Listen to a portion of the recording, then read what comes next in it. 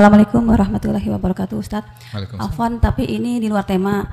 Saya kan pengajar TPA. Jadi di TPA itu diajarkan syair yang mengenai kidam, wujud, bako, mukhalafatu lil hawadisi dan seterusnya.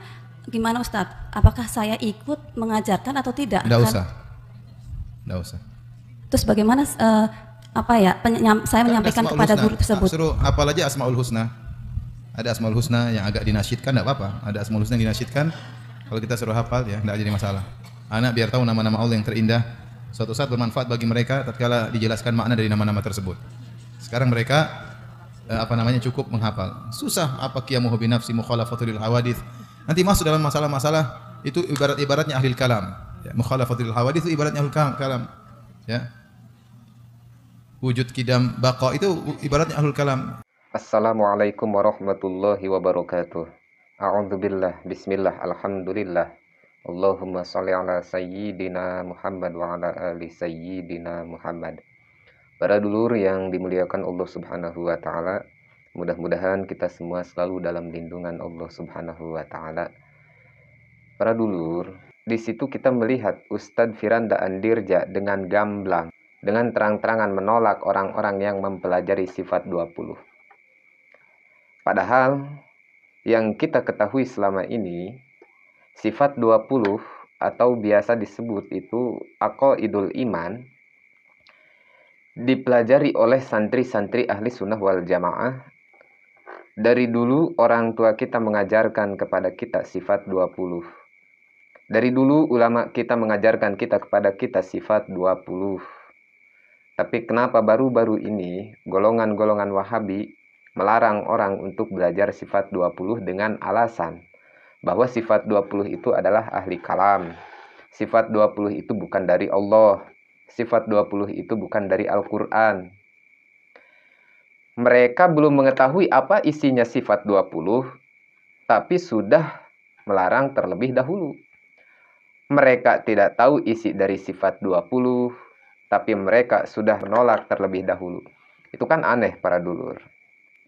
Kalau mereka berkata, kenapa harus sifat 20? Kenapa enggak Asmaul Husna aja? Asmaul Husna sama kita juga hafalkan para dulur.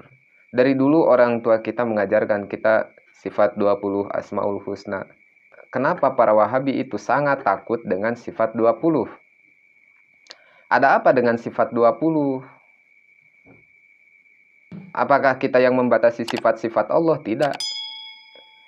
Kita tidak membatasi sifat Allah itu hanya 20 para dulur. Karena kita juga tahu bahwa Allah itu adalah mutasifun bikulli kamalin, munazzahun an kulli naqsin. Itu kata para alimil ulama. Jadi Allah itu adalah zat yang disifati dengan segala kesempurnaan dan dibersihkan dari segala kekurangan. Kita juga paham itu. Dan kita tidak membagi sifat Allah itu atau tidak membatasi sifat Allah itu hanya 20. Tidak para dulur. Kenapa kita harus mempelajari sifat 20? Kenapa ahli sunnah wal jamaah mempelajari sifat 20? Sesuai yang dikatakan ulama di dalam kitabnya, awalu wajibin alal insani ma'rifatun ilah bistiqoni. Jadi awal kewajiban manusia adalah ma'rifatun ilah bistiqoni. Mengenal Allah. Mengenal Allah melalui apa? Melalui asma, melalui sifat, melalui af'al. Tertuang di sifat 20. Kenapa para Wahabi sangat takut dengan sifat 20? Karena apa yang terkandung dalam sifat 20 semuanya bertentangan dengan Wahabi. Karena sifat 20 itu adalah ilmu yang akan mengenalkan antara makhluk dengan khalik.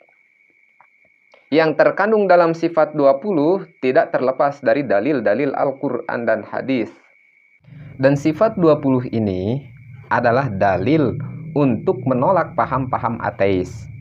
Jadi bisa dikatakan, kalau ada orang yang mempunyai pemahaman ateis, tidak percaya adanya Tuhan, itu bisa dipatahkan oleh sifat 20. Itu bisa dipatahkan oleh dalil-dalil dari sifat 20.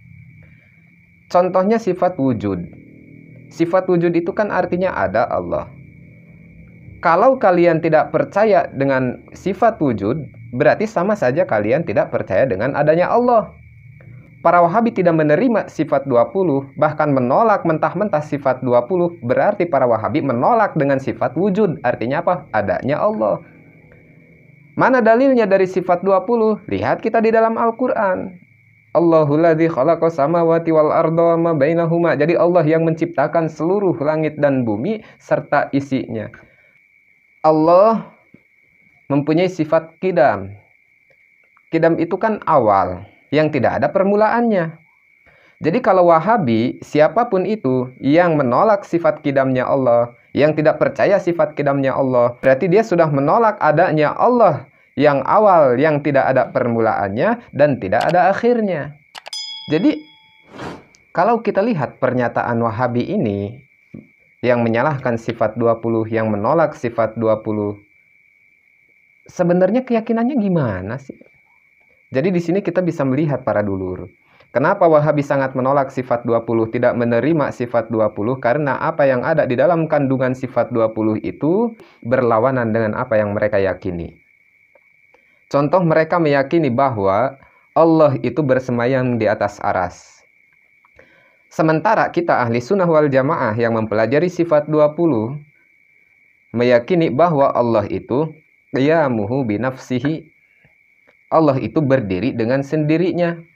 Allah tidak butuh dengan makhluk, tidak butuh dengan apapun. Kalau Allah tidak butuh dengan makhluk, berarti Allah tidak butuh dengan tempat. Karena apa-apa yang ada di antara langit dan bumi itu sifatnya baru, sedangkan yang baru itu adalah makhluk.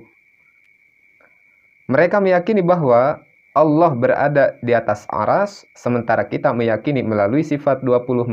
Kita meyakini bahwa Allah itu laisa kamitslihi syai'un. Jadi Allah itu tidak serupa dengan makhluk. Apapun itu makhluk, Allah tidak akan serupa dengan makhluk. Kalau Allah bersembayam di atas aras, lalu apa bedanya dengan makhluk? Karena apa? Kalau Allah bersembayam di atas aras, berarti Allah membutuhkan tempat. Berarti kan ada tempatnya. Sedangkan yang bersifat membutuhkan kepada tempat adalah makhluk. Allah itu adalah khalik. Berarti kan mustahil bagi Allah. Contoh sifat mustahil daripada sifat mukhalafatul hawadisi, mumasalatul hawadisi. Jadi Allah itu serupa dengan makhluk. Baik itu dari sifatnya, dari af'alnya, dari asma'nya. Itu kan mustahil para dulur. Sangat mustahil karena apa? Allah itu khalik sedangkan kita makhluk. Jadi untuk para dulur dimanapun kalian berada, hati-hati.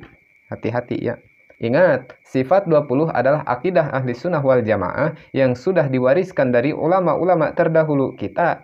Wajib hukumnya kita mempelajari sifat 20. Kalau kita tidak mempelajari sifat 20, tidak hafal dengan sifat 20 serta dalilnya, maka kita berada dalam dosa besar para dulur. Karena apa? Sifat 20 ini adalah dasar dari akidah kita, dasar dari keimanan kita. Sifat 20 ini adalah ilmu yang nantinya akan mengenalkan kita kepada Sang Khalik, kepada Allah Subhanahu wa Ta'ala. Mungkin hanya itu yang dapat saya sampaikan pada kesempatan hari ini. Kurang dan lebihnya mohon maaf. Wabillahi taufiq wal hidayah. Wassalamualaikum warahmatullahi wabarakatuh.